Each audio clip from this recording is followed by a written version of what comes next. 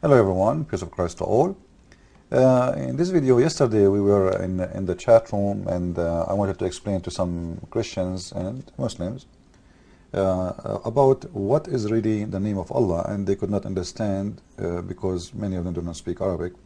So I decided to make this video so I can show them what I mean exactly. You know, we knew that Allah, he had 99 names, right? But number one name for him is Allah, which is showing in the screen as you see there in front of you. Now, I'm sure already many of you knows already how the name of Allah look like, right? This is the name of Allah supposedly the way it is normally, the way we see it normally. Let us put it in a frame.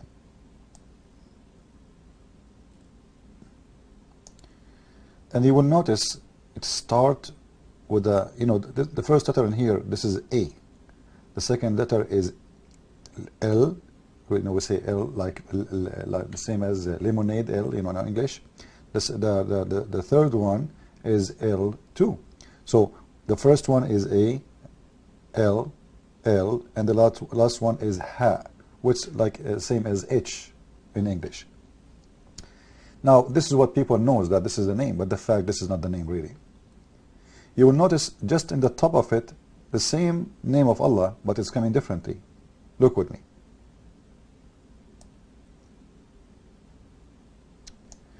Do you notice what is missing in here? Let me make it bigger so people they can see it more clear. Okay, if we look again here, we will see that this one, there is a missing A. Missing A. And the missing A, you know, simply is this one.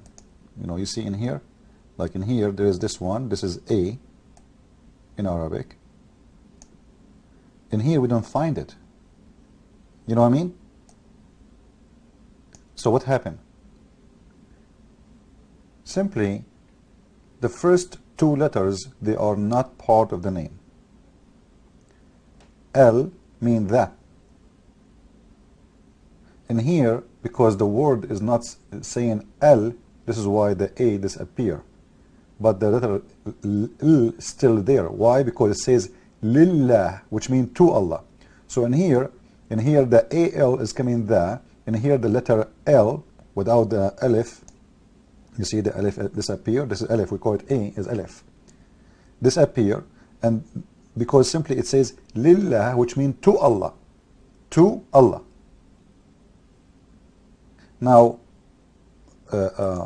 this is mean that the first L we see in here, the first L, this one, is not part of the word. It just, like as you are pointing your fingers to somebody saying to, like to this guy, or to you. This is what the first letter mean in here. So what is left? What is left is this part. As you see, this part only. So this is really the name of Allah. Lah. Lah. It is not Allah. And here, if we take this part, which is the AL, which means that, we will notice again, what is left is Lah.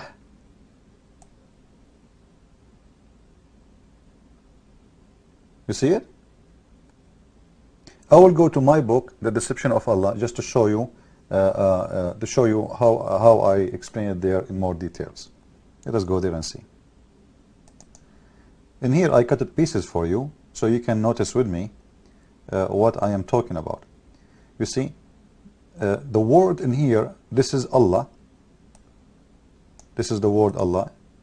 I can make it actually. Let me make it something really big, so people they can see it. Here we go. This is the first, this is the word we are talking about. This is one, and this is the other one. Now I'm sure you notice the difference, right? In here we notice that this letter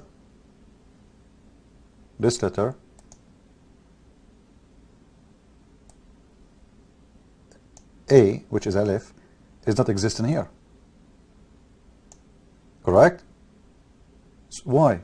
because simply this is not part of the name. You know, if it's part of the name, you cannot take it off. If it's part of the name, you cannot take it off, because this will change the name. But because it's additional to the name, then you can take it off. Now, if we look at details, we will see that this one, Allah, this one, is Al-Lah. It is Lah. This is the real name of Allah. The Lah. And this is how it is. This is how I have it in my book, The Deception of Allah. You know, the book is going to be ready, I hope, by the end of this month, to be published.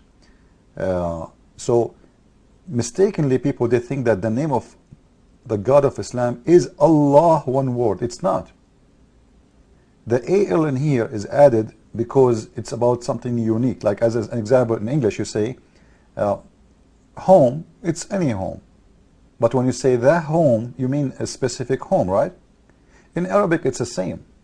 So when we say Allah, we are talking about known one for us, specific one. The same if if we go and see how we write the word Al-Masih. You know, I'm going to do it in here, but I will not save it in the book text. Okay, we will write in Arabic. This is the word Al-Masih. Let us make it bigger. Here we go. This is the word Al-Masih.